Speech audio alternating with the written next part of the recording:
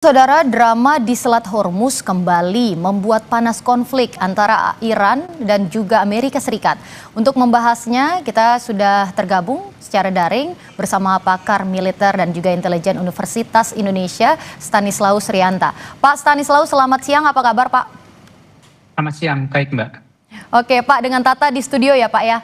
Pak Stanislaus, kita membahas dari kemarin Selat Hormuz ini buka tutup. Kemudian juga yang terbaru Mojtaba Khamenei baru saja menjadi pemimpin tertinggi Iran sejak Maret kemarin. Setelah ayahnya gugur, pernyataan pertamanya yang tegas soal kekalahan telak ini muncul persis nih Pak saat Hormuz ditutup lagi. Menurut Anda ini apakah merupakan sinyal perubahan gaya kepemimpinan atau sekedar kelanjutan doktrin dari ayahnya? Ya, saya kira kalau perubahan gaya kepemimpinan tidak, karena ini sama-sama satu ideologi, satu doktrin ya.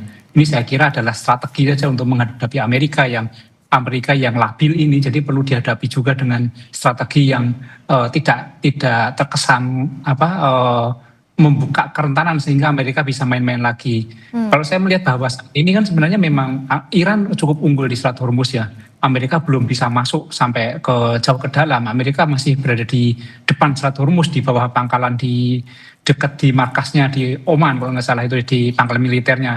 Tapi ini buka tutup ini kan yang Amerika menutup supaya tidak bisa masuk, sementara Iran kan tidak bisa mengeluarkan. Jadi ini beda sisi. Nah, kalau saya melihat bahwa ketika nanti benar-benar terjadi serangan Amerika ke Selat Hormuz, ini justru malah keunggulan bagi Iran karena Iran sudah menguasai ini.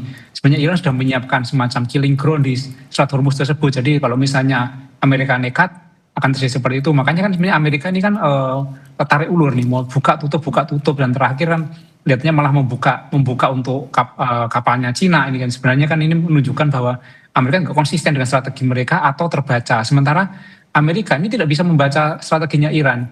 Iran ini salah satu negara yang militer dan intelijennya itu tidak bisa dibaca, termasuk senjata-senjatanya, pangkalannya itu sulit sekali untuk dibaca. Jadi kalau misalnya kita berperang dalam hukum perang, ketika kita tidak bisa mengenali kekuatan lawan, itu tandanya susah untuk menang. Jadi syarat untuk menang itu kan kenali lawan, kenali musuhmu. Nah kalau misalnya itu tidak bisa dilakukan, maka sangat sulit menang. Dan ini sekarang terjadi pada Amerika. Oke, Pak Stanislaus, kita juga kalau misalnya mau melihat bagaimana posisi antara keduanya, antara Iran dan juga Amerika Serikat begitu. Kalau misalnya kita lihat, mungkin Iran ini lebih gaya polanya lebih ke asimetris. Tapi kalau misalnya dari Amerika Serikat sendiri ini posisinya seperti apa, Pak? Ya, tentu Amerika akan mengunggulkan atau mendorong alutsistanya. Dia memang mempunyai alutsista yang sangat maju. Jadi di dalam global air power Amerika nomor 1 di dunia. Kekuatan militer Amerika, alutsista dan pasukannya itu memang paling unggul di dunia. Tapi dalam suatu perang itu belum jaminan bahwa negara yang mempunyai kekuatan militer paling tinggi, besar seperti Amerika, pasukan yang banyak, senjata yang lengkap, itu belum tentu menang. Kita lihat bahwa Amerika dulu di Vietnam, kemudian di Irak itu kan juga pernah mengalami melakukan pendudukan, kemudian juga di Afghanistan. Tapi tidak semudah itu berperang hanya dengan mengandalkan senjata atau dengan pasukan yang banyak. Iran itu mempunyai kemampuan untuk perang asimetris dengan sangat jago menurut saya, karena dia bisa memanfaatkan komponen-komponen yang tidak dimiliki Iran, termasuk Selat Hormuz. Kemudian Iran juga mempunyai ideologi. Jadi masyarakatnya satu ideologi dengan pemimpinnya sehingga mereka bersatu padu kompak menghadapi ini. Sementara Amerika tidak memiliki ini. Mereka memiliki senjata, mereka memiliki pasukan.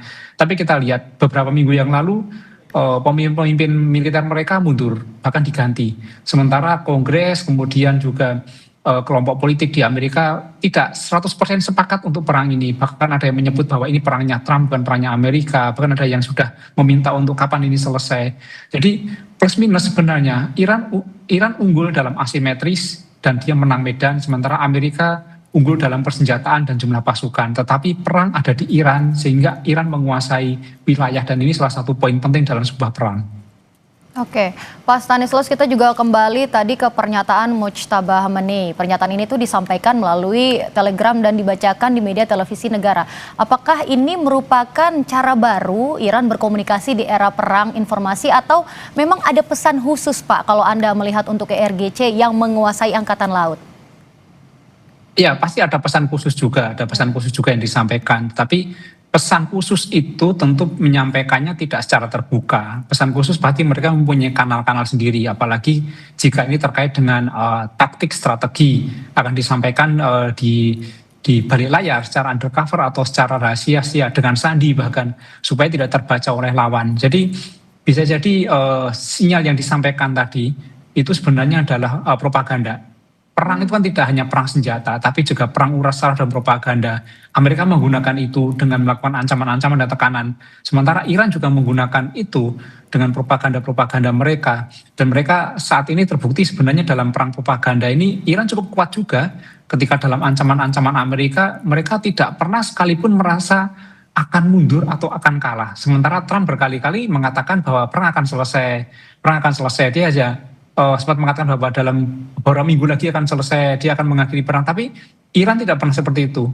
Bahkan dia mengatakan siap untuk menghadapi Amerika. Jadi saya kira dalam perang uras sara propaganda ini Iran lebih unggul, terutama di dalam meyakinkan kepada masyarakatnya untuk menghadapi perang ini. Mereka kompak dalam menghadapi ini. Oke, kalau misalnya propaganda mungkin Iran jauh lebih unggul, tapi Angkatan Laut Iran IRGC ini kan juga dikenal yang tadi seperti Bapak katakan juga dikenal kuat di asimetrisnya warfare-nya seperti kapal cepat, ranjau, drone dan juga rudal anti kapal. Tapi seberapa realistis Pak klaim mereka kekalahan telak terhadap armada Amerika Serikat yang sekarang sudah memasuki alutsista mereka juga seperti USS Gerald Ford ke Laut Merah, kemudian juga ada yang lainnya untuk memimpin blokade ini Pak? Ya, kapal induk Amerika kan tidak bisa masuk ke Selat Hormuz ya, karena memang ada keterbatasan ukuran dan jarak. Jadi mereka ada di Laut Merah, tetapi itu akan mendekatkan dengan lokasi perang. Nah, sebenarnya kalau kita melihat bahwa ketika Amerika benar-benar ingin perang dengan Iran, mereka kan sebenarnya punya armada udara yang sangat bagus. Kekuatan udara mereka bagus. Mereka punya pesawat tempur. Kenapa tidak dalam bulan-bulan pertama itu mereka lakukan untuk menggempur Iran itu? Tapi kan tidak terjadi. Bahkan di dalam minggu keempat itu beberapa pesawat Amerika jatuh, ditembak oleh peluru kendali oleh Iran. Jadi nampaknya ada keraguan juga sebenarnya saya melihat bahwa Trump akan menggunakan perang terbuka di Iran ini. Karena kalau itu misalnya sudah memang benar-benar Trump ingin melakukan perang terbuka, harusnya pada minggu pertama, minggu kedua itu sudah bisa dilakukan. Dan ketika itu bisa dilakukan dengan armadanya, saya yakin Iran pasti akan kerepotan juga. Tapi ini kan tidak seperti itu yang dilakukan. Jadi perangnya hanya sporadis, kendali sporadis. Dan Iran juga punya senjata. Dan para analis hampir semua mengatakan bahwa meyakini bahwa Iran juga masih punya senjata yang belum diketahui oleh Amerika atau pihak lain. Nah ini yang sebenarnya kita bertanya-tanya senjata apa itu. Kalau misalnya itu ternyata senjata yang cukup besar, cukup powerful, ini kan nanti sangat berbahaya terutama bagi kemanusiaan. Ini kan bencana kemanusiaan kalau itu terjadi. Saya kira juga Amerika akan mempertimbangkan itu. Pasti di balik layar, di balik permukaan seperti ini, mereka melakukan komunikasi juga atau propaganda atau saling mengancam. Misalnya, jika Amerika melakukan serangan udara, mungkin dia juga bisa menggunakan senjata-senjata mereka yang belum diketahui. Misalnya seperti ini. Tapi saya yakin itu terjadi, sehingga terjadi tarik ulur. Nah, di tengah tarik ulur ini sebenarnya ada komunikasi-komunikasi untuk menuju perundingan. Saya meyakini bahwa kedua belah pihak ini ada komunikasi, sehingga nanti ketika perundingan kedua ini sebenarnya tinggal final saja. Tapi memang tentu tidak ada satu pihak pun yang ingin kehilangan muka. Jadi mereka ingin bahwa ketika perundingan itu bukan dianggap sebagai kekalahan salah satu pihak. Termasuk ketika perang ini berakhir. Jadi ketika perang berakhir ini diharapkan bahwa mereka sama-sama tegak untuk mengakhiri perang, bukan kalah. Karena itu yang mereka hindari. Jadi provokasi, ancaman saling mengancam ini pasti akan dilakukan sampai nanti perang selesai. Oke, tapi dalam 24 jam terakhir ini juga Pak, IRGC menembaki beberapa tanker gitu termasuk kapal India dan juga Prancis. Apakah ini bagian dari strategi defensif ofensif atau sudah mendekati threshold konfrontasi langsung dengan kapal perang Amerika Serikat, Pak? Ya, ini kan ingin menunjukkan eksistensi mereka bahwa mereka siap untuk berperang dan ingin memberikan peringatan juga kepada pihak-pihak lain yang terkesan mungkin akan di balik Amerika. Makanya IRGC kan memberikan peringatan, jangan ikut-ikut atau silakan minggir, ini menjadi killing ground. Itu sebenarnya kan pesan. Saya meyakini bahwa ketika ketika nanti mereka turun tangan itu akan sangat berbahaya sebenarnya. Itu masih seperti latihan saja sebenarnya, sambil uji coba saja ketika menembakin itu. Bahkan beberapa hari lalu kan Iran menyatakan mereka sedang melakukan latihan di Selat Hormuz. Ini kan semacam sinyal kepada Amerika bahwa mereka tidak takut, tidak gentar, dan memberikan sinyal kepada negara lain supaya tidak bisa ikut-ikut membela Amerika atau minggir dulu karena ini akan terjadi pertempuran. Oke, Pak, yang juga menarik dari perspektif Anda, intelijen militer, pernyataan Mujtaba yang tadi dikatakan itu lebih sebagai bluffing untuk menaikkan leverage negosiasi, atau mungkin memang ini benar-benar sinyal nyata bahwa Iran tuh siap untuk eskalasi besar-besaran jika gencatan senjata memang berakhir di 22 April nanti, Pak? Ya, saya kira Iran memang berbiasa untuk melakukan perang dan mereka tidak takut untuk perang ya. Jadi ketika mereka menyatakan perang, mereka siap untuk perang itu. Tapi mereka juga siap juga untuk berhenti. Mereka kan menyatakan selama mereka tidak diganggu, mereka akan berhenti gitu. Dan ini saya kira sudah melenceng jauh dari ketika pertama kali Amerika melakukan serangan, bahwa Amerika melakukan serangan karena isunya isu nuklir. Tapi kan sekarang kan merembet kemana-mana, akhirnya Selat Hormuz. Ini kan sebenarnya strategi Iran untuk memainkan perang asimetris. Iran bersikukuh sebenarnya soal nuklir ini, karena kalau Iran tidak punya nuklir, dia akan menjadi mudah sekali untuk diserang oleh negara lain. Itu kan sebenarnya semacam sebagai kartu truf. Jangan serang kami punya ini gitu. Itu kan sebagai kekuatan Iran sebenarnya. Kalau itu nanti dilucuti oleh Amerika, maka dengan mudah sekali Iran akan diserang oleh pihak lain. Saya yakin Iran tidak akan kendor soal nuklir, soal uranium ya, karena itu kekuatan mereka. Kalau misalnya mereka dipaksa untuk itu, pasti tidak akan mau untuk itu. Jadi Iran siap untuk berperang, dan mereka berkali-kali menanggapi ancaman-ancaman mereka juga bukan dengan hanya hal biasa, tapi mereka juga menyatakan siap perang dan mereka melakukan serangan-serangan juga. Saya kira Iran siap. Oke, baik. Dan tentunya juga Pak Stanislaus, ada informasi intelijen bahwa Iran mengaitkan penutupan Hormuz ini dengan konflik di Lebanon dan Irak. Tapi tahan dulu, kita akan bahas seusai jeda, tetap di Breaking News Kompas TV. Kami kembali untuk membahasnya bersama dengan Stanislaus Rianta, pakar militer dan juga intelijen Universitas Indonesia. Pak Stanislaus, kita lanjutkan tadi perbincangan kita sebelum jeda, Pak. Pak, jadi ada informasi intelijen yang mengatakan bahwa Iran ini mengaitkan penutupan Selat Hormuz dengan konflik di Lebanon dan Irak melalui proksinya. Jadi apakah ini menunjukkan Mujtaba sebagai pemimpin baru Iran ini ingin memperluas medan perangnya agar Amerika Serikat itu tidak bisa fokus, Pak, hanya di Selat Hormuz, atau bagaimana? Ya, ini perang antara Amerika dan Iran ini kan memang tidak bisa dibaca bahwa ini adalah perang hanya dua belah pihak. Perang antara Amerika Iran itu banyak aktor-aktor di balik layar, terutama yang paling besar misalnya aktor Israel. Kemudian ada aktor lain juga seperti Cina, Rusia, yang banyak pihak mengatakan bahwa Rusia membantu terkait dengan informasi intelijen, sementara Cina membantu terkait peralatan, terkait drone, navigasi. Dan ini kan sebenarnya kalau misalnya mau menghentikan ini ya ke semua pihak itu diajak. Nah, yang menarik adalah Israel. Israel kan terus melakukan serangan kepada Lebanon dan kemarin melakukan gencatan senjata. Nah, ini ada dugaan bahwa gencatan senjata ini sebenarnya adalah bentuk semacam dukungan atau semacam memberikan kesempatan bagi Iran dan Amerika untuk melakukan perundingan. Karena ketika dalam tengah-tengah perundingan kemudian Israel melakukan serangan kepada Lebanon, pasti Iran akan marah dan tidak akan tercapai kesepakatan. Nah, saya kira itu sebenarnya sinyal-sinyal menuju perundingan di tahap kedua ini sebenarnya pada sebelum gencatan senjata kemarin. Dan saya meyakini bahwa perang tidak akan lama sebenarnya. Ini nanti setelah gencatan senjata ada banyak skenario, kemungkinan mungkin hanya masih ada eskalasi kecil, tetapi perang tidak akan lama. Cuman ini kan sebenarnya bagaimana cara kedua belah pihak ini mempunyai jalan untuk keluar dari perang ini tanpa kalah, tanpa kehilangan muka. Sebenarnya itu yang mereka cari. Jadi supaya tidak kehilangan muka, maka saling mengancam. Tapi saya sepakat bahwa konflik antara Israel dan Lebanon itu tidak bisa dipisahkan antara konflik dengan Amerika dan Iran.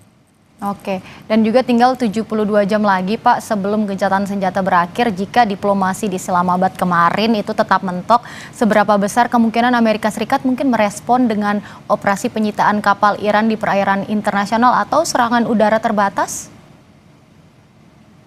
Kayaknya kalau misalnya penyitaan kapal juga akan sulit ya, akan sulit dilakukan atau mungkin Iran pasti juga akan melakukan hal yang lebih keras sebenarnya. Kalau serangan-serangan terbatas masih dimungkinkan sebenarnya. Serangan-serangan terbatas mungkin yang tidak menimbulkan korban jiwa, tetapi itu kalau dipublikasikan menjadi propaganda itu bisa menakutkan ya. Jadi di perang kan sekarang serangannya mungkin kecil ya, tapi propagandanya yang besar supaya untuk menakut-nakutin lawan, supaya korban jiwa lebih sedikit, kerugian lebih sedikit, atau mungkin juga karena Amerika tidak mau menyerang Iran terlalu jauh, terlalu keras, karena memang ada sesuatu yang memang Iran tahan menjadi kartu truf ini yang bisa dilepas kapanpun itu. Jadi ini masih berupa ancam-ancam atau ya push-pop kalau perang besar propaganda. Ya mudah-mudahan 72 jam ini bisa dimanfaatkan dengan baik sebenarnya untuk gencatan senjata atau nanti skenario-nya adalah memperpanjang gencatan senjata, jadi berpanjang berapa hari lagi untuk tetap mempertahankan ini. Karena perang itu biayanya besar, korban jiwanya banyak ini. Tapi kalau kita meyakini bahwa perang ini pasti akan berhenti atau selesai, tetapi permusuhannya tidak. Jadi sebenarnya ini tinggal bagaimana cara mereka keluar dari perang saja. Walaupun permusuhannya akan sulit untuk diselesaikan. Oke, Pak, bagaimana Anda melihat posisi Amerika Serikat saat ini yang tetap mempertahankan blokade terhadap kapal-kapal yang masuk dan juga keluar dari pelabuhan Iran? Meski ada klaim bahwa Selat Hormuz ini sudah dibuka, karena kita juga tahu kalau dari adanya blokade Selat Hormuz ini seperti Inggris dan juga Perancis itu sampai melakukan upaya internasional. Kemudian Turki juga menuntut hak akses supaya bisa tetap menggunakan Selat Hormuz ini. Jadi bagaimana posisi Amerika Serikat ini sebenarnya, Pak? Ya Amerika Serikat kan merasa sebagai penguasa dunia ya. Sebenarnya ini didebatkan juga oleh para ahli hukum internasional apakah dia punya kewenangan di situ. Sementara kemarin juga tidak konsisten juga sebenarnya Amerika ketika kapal dari Cina bisa lepas sebenarnya. Ini kan Amerika nampak labil sebenarnya, pemimpinnya ya. Trump nampak labil, Amerikanya mungkin tidak ya, tapi pemimpinnya yang labil sehingga strategi-strategi ini sulit dibaca. Entah apakah labil itu karena karakter personal atau memang bagian dari strategi sehingga tidak bisa dibaca supaya mereka tidak mudah kalah ya. Tapi Selat Hormuz kalau misalnya semakin lama ditutup, semakin lama menjadi tempat perang, kemudian aktivitas tidak bisa lebih bebas seperti dulu. Ini kerugiannya tidak hanya di negara-negara lain, tapi Amerika juga sangat rugi besar. Tetapi ketika Amerika menutup Selat Hormuz, itu akan lebih banyak merugikan Amerika daripada Iran. Jadi itu yang penting. Jadi kalau misalnya sama-sama mungkin menutup, kerugiannya akan lebih banyak pada Amerika. Makanya Amerika kan tarik ulur, membuka, kadang menutup, kadang buka. Itu supaya mereka juga tidak terlalu banyak rugi. Dan perlu diingat bahwa banyak sekali investor yang berkepentingan di Selat Hormuz itu kebanyakan investor dari Amerika juga. Jadi misalnya investor Amerika punya investasi terkait minyak di Timur Tengah dan itu pasti akan tergantung dengan Selat Hormuz dan pasti juga mereka akan komplain kepada partainya, kepada Trump supaya tidak terlalu lama. Jadi kalau misalnya Iran memblokade itu mungkin sudah biasa, tapi Amerika memblokade dampaknya akan lebih banyak kepada Amerika. Jadi semakin lama Amerika memblokade ini semakin rugi sebenarnya untuk Amerika. Oke, berarti Anda mengatakan bahwa sebenarnya ini kerugian banyak di pihak Amerika, padahal dengan menutup Selat Hormuz ini salah satu tujuan Amerika adalah untuk meluluh lantahkan ekonomi dari Iran. Berarti itu bisa dikatakan tidak tercapai, Pak? Ya kan Iran sudah diblokade selama 40 tahun lebih ya, sudah diembargo, sudah beberapa kali diblokade, diserang, tapi mereka juga masih survive ini. Jadi misalnya serangan itu tidak kita bisa ukur hanya misalnya serangan A dengan 10 peluru, serangan B dengan 10 peluru hasilnya sama atau tidak. Tergantung targetnya juga. Ketika targetnya mempunyai daya ketahanan yang tinggi, mungkin kalau negara lain diserang 10 kali bisa hancur, Iran mungkin diserang 100 kali atau 1000 kali dia belum tentu hancur. Karena ketahanan Iran ini cukup tinggi yang dibangun selama puluhan tahun ketika dia punya banyak musuh, dia punya banyak terjadi serangan sehingga dia secara naluri yang dia membangun sistem itu. Bahkan ketahanan Iran itu bukan hanya ketahanan alutsistanya, tapi ketahanan ideologinya yang mampu menggerakkan masyarakat untuk melawan musuh-musuh mereka, dan ini yang tidak dimiliki oleh Amerika sebenarnya. Oke, dan juga tentu negara-negara di Timur Tengah ini juga terkena dampaknya, Pak. Tapi peran mereka tuh bagaimana, Pak, untuk merespon ketegangan ini? Karena kita tahu negara-negara di Timur Tengah mungkin seperti Arab Saudi itu terbesar secara geografis dan juga ekonominya. Ada juga Uni Emirat Arab, pusat bisnisnya juga kita tahu dengan pariwisata modernnya. Ada Qatar, Kuwait, Bahrain, dan lain-lain ada di sana. Peran mereka nih bisa seperti apa, Pak, dari adanya ketegangan ini so far? Ya, ini menjadi anomali ya. Saya nampak melihat mereka tidak punya peran itu, justru malah yang jelas terlihat jelas kan mereka mempunyai pangkalan-pangkalan Amerika. Ada wilayah mereka menjadi pangkalan oleh Amerika. Jadi mereka pasti akan menderita kerugian juga terkait perang ini. Pasti sudah teriak-teriak juga. Secara ekonomi pasti akan berpengaruh. Tapi yang kita lihat sebenarnya adalah negara NATO juga yang menjadi sekutu Amerika. Mereka juga tidak melakukan apa-apa gitu loh. Nah, saya melihat seperti ini, bahwa di Timur Tengah, kemudian termasuk di NATO, itu mereka berada di dalam wilayah jangkauan senjata Iran. Iran mempunyai peluru kendali yang mampu menjangkau sekitar 3.000 sampai 4.000 kilometer. Dan itu itu mampu menjangkau negara-negara Timur Tengah, mampu menjangkau negara-negara Eropa NATO.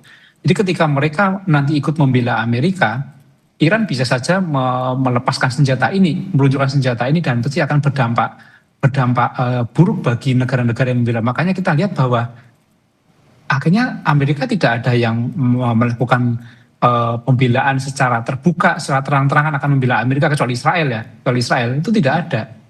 Karena pasti selain mereka tidak ingin terlibat di dalam perang yang pasti biayanya besar, dampaknya besar, mereka juga tahu bahwa Iran juga bisa nekat untuk menyerang mereka karena wilayah mereka berada dalam jangkauan peluru kendali Iran.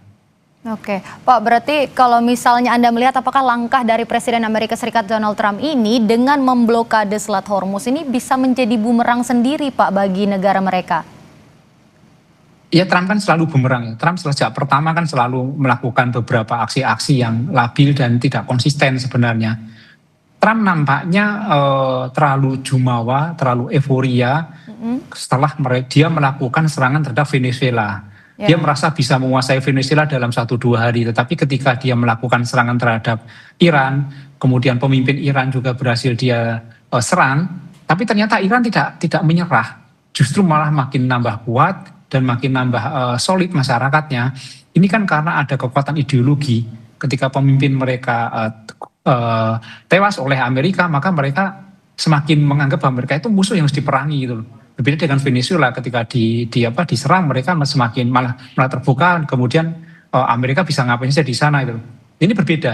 Nah, Trump tidak bisa menyamakan itu, tidak bisa menyamakan antara Iran dan Venezuela. Iran mempunyai sudah bertahun-tahun dia menghadapi ini dan menyiapkan diri untuk ini, jadi mereka siap. Tapi kalau Iran misalnya diserang oleh Amerika, diserang oleh Israel, kemudian nanti mungkin banyak negara ikut membantu, bisa jadi kalah. Misalnya ada NATO yang mendukung mereka, tetapi kekalahan itu bukan kekalahan menyerah, tetapi kekalahan yang akan terjadi misalnya sampai diperang oleh banyak negara, itu kekalahan yang benar-benar mereka akan hancur-hancuran, mereka siap melakukan itu. Orang yang mempunyai ideologi untuk dalam berperang, dia tidak hanya siap untuk berperang dengan senjata, tapi mereka siap untuk mengorbankan nyawanya. Ketika Iran diserang habis-habisan, ya mereka akan mempertahankan itu benar-benar sampai hancur. Kita kan pernah dengar ancaman Trump bahwa Iran akan dikembalikan kepada zaman batu kalau nggak salah, tapi nggak terjadi juga. Ya, Pak. Padahal itu bisa dilakukan sebenarnya kan di minggu-minggu pertama sebenarnya. Ya, Pak Stanislaus, juga tadi Anda mengatakan kalau misalnya sekutu Amerika Serikat dan juga negara-negara NATO itu seperti enggan juga untuk ikut membantu Amerika Serikat. Termasuk yang di Asia kita tahu ada Jepang dan juga Korea Selatan juga tentu tidak setuju dengan kondisi yang saat ini. Karena mereka sangat bergantung pada Selat Hormuz. Apakah dengan adanya sekutu-sekutu dari Amerika Serikat yang menunjukkan enggan untuk membela atau membantu Amerika Serikat, apakah Donald Trump akan melakukan pertimbangan lain terkait dengan banyaknya dampak ke berbagai negara ini? Ya, sebenarnya banyak negara juga bertanya-tanya sebenarnya alasan apa ketika Amerika menyerang Iran dan Iran harus dimusuhi di perang itu kan sebenarnya alasan apa, alasan kuatnya apa, kan belum kuat sehingga mereka tidak membantu. Saya kira kalau alasannya kuat dan itu memang Iran menjadi ancaman dunia, mereka akan membantu. Terus selama ini kan Iran ya mengakui bahwa memang dia mempunyai uranium, tetapi kan mereka mengklaim bahwa uranium itu untuk kemanusiaan, bukan untuk senjata. Nah, selain negara-negara tidak mempunyai alasan yang kuat, saya yakin bahwa dengan situasi seperti ini, orang sudah negara-negara sudah tidak mau perang secara terbuka seperti itu. Kerugiannya banyak, biayanya banyak, kemudian perang ini untuk siapa gitu loh. Ini kan tidak jelas perang itu siapa. Apakah untuk dunia, untuk perdamaian dunia, apakah untuk Amerika, apakah untuk Trump, atau untuk Israel.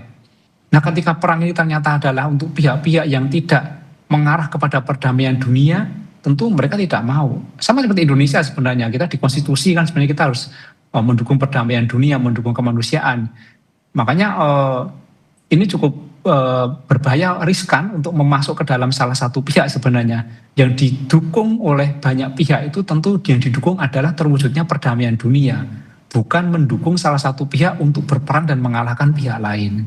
Oke, dan juga tadi Bapak sempat menyebut terkait uranium ya Pak ya. Uranium kita tahu kalau misalnya tadi Iran seperti yang Anda katakan untuk perdamaian dunia dan tidak akan kemana-mana kalau Iran mengatakannya. Tapi Amerika Serikat sangat ingin untuk menguasai uranium tersebut. Namun yang kita pertanyakan sekarang bagaimana dengan posisi Israel? Bagaimana Israel melihat uranium ini Pak? Sebenarnya kan Israel punya doktrin keamanan yang unik ya. Doktrin Israel itu bukan hanya seperti negara-negara lain yang mereka aman kalau tidak punya musuh ya.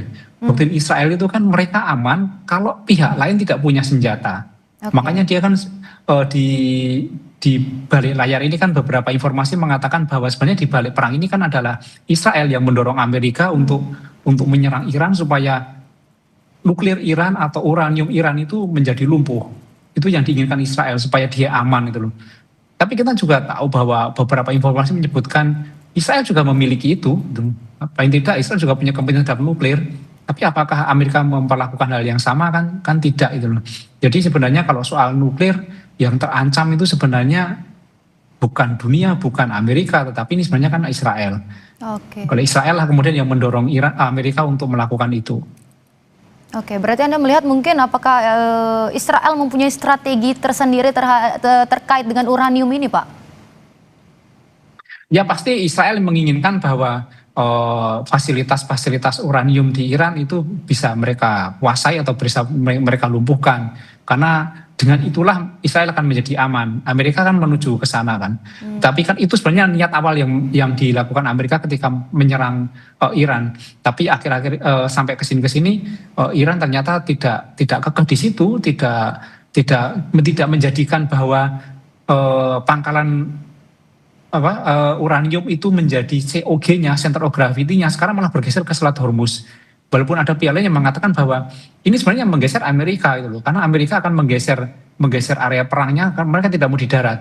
Kan berkali-kali Amerika mengatakan akan meluncurkan pasukan udaranya, Linutnya, kemudian akan melakukan penyerbuan pantai, tapi tidak dilakukan gitu loh. Karena kalau itu dilakukan, Iran sudah menyiapkan milisinya 1 juta, mereka mengklaim 1 juta milisi siap menghadapi itu. Dan pasukan Linut pun berbahaya sebenarnya ketika mereka turun dari atas, disambut dari bawah, dan Linut itu tidak bisa membawa senjata berat, senjatanya ringan. Jadi mereka siap menyambut. Makanya Amerika juga nampaknya mau menggeser pertempuran ke laut. Harapannya ketika di laut, perang alutsista itu Amerika bisa unggul. Tapi pasukan Iran kan juga punya armada-armada laut yang cukup kuat, termasuk Ranjo, kemudian drone bawah laut, yang itu menjadi ancaman serius juga bagi Amerika. Jadi ini semacam labil, semacam gonta-ganti strategi, karena Amerika tidak tahu sebenarnya apa senjata yang dimiliki oleh Iran dan bagaimana strateginya. Makanya berubah-ubah. Seandainya Amerika mengetahui detail senjatanya, mengetahui detail pasukannya, seperti ketika Amerika mengintai Venezuela, itu sebenarnya seminggu selesai itu. Tapi kan karena Iran tidak seperti itu.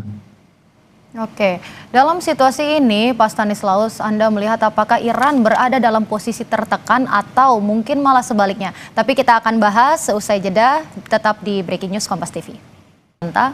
Pak Stanislaus, tadi kita terakhir membahas tentang bagaimana sebenarnya posisi Iran saat ini. Apakah dengan situasi saat ini dengan Amerika Serikat yang masih terus bergejolak, apakah sebenarnya Iran ini berada dalam situasi yang tercekik atau malah sebaliknya? Ya kalau saya lihat kalau tercekik tidak ya. Kalau apakah bahasanya kritis saya kira tidak, tetapi memang perang itu membuat situasi tidak baik-baik saja. Oke. Pasti ada situasi yang mereka akan berubah dari normal menjadi tidak normal, menjadi semacam darurat atau kritis ya. Tapi saya kira kritisnya Iran itu bukan berarti dia akan nanti menyerah kalah atau mereka akan hancur. Mereka mempunyai ketahanan yang tinggi. Jadi mereka punya banyak senjata, sebenarnya punya banyak senjata asimetris termasuk drone, kemudian mereka bisa menggunakan Selat Hormuz, mereka bisa menggunakan kekuatan-kekuatan ideologi mereka itu untuk untuk membuat gentar lawan sebenarnya dan menarik perhatian pihak lain. Nah ini seperti penutupan Selat Hormuz sebenarnya. Kenapa Selat Hormuz ditutup? Kita analogikan nggak usah jauh-jauh ke perang sebenarnya. Kita lihat di masyarakat kita, ketika ada orang demo itu kan menutup jalan kan, menutup jalan untuk menarik perhatian orang gitu, untuk mencari simpati, memperoleh dukungan. Itu kan sebenarnya seperti itu secara naluri seperti itu. Paling tidak dia ingin kalau ini dia masih berperang, yang lain akan susah itu loh. Makanya kalau tidak mau susah ya tolong dibantu atau tolong didukung. Itu sebenarnya pesan yang ingin disampaikan. Tetapi Iran kan juga tidak mau sendirian menghadapi Amerika, walaupun dia siap kan. Amerika tidak ingin sendirian menghadapi Iran, walaupun dia dibantu Israel dan dia mengklaim bahwa dia punya persenjataan. Tapi saling memblokade ini sebenarnya tidak baik, dampaknya ke seluruh dunia. Makanya dorongan-dorongan dari Turki, kemudian dorongan dari Eropa untuk membuka Selat Hormuz itu adalah dorongan terbaik. Tapi bukan bukanya Selat Hormuz, sebenarnya yang paling penting didorong adalah antara Amerika dan Iran itu harusnya jedanya kalau bisa diperpanjang atau permanen sebenarnya. Terserah masih mau bermusuhan atau apa, yang penting jeda itu sebenarnya untuk membuka Selat Hormuz dan tidak menciptakan korban baru, termasuk korban dari dampak ekonomi yang seperti kita juga pasti mulai merasakan hal itu. Oke, Pak Stanislaus, tentu kita tidak ingin kalau misalnya perang ini terus berkelanjutan dan memberikan dampak buruk bagi berbagai negara dan juga berbagai pihak. Terima kasih atas penjelasan Anda, Stanislaus Rianto, pakar militer dan juga intelijen Universitas Indonesia. Salam sehat selalu, Pak. Terima kasih, Mbak.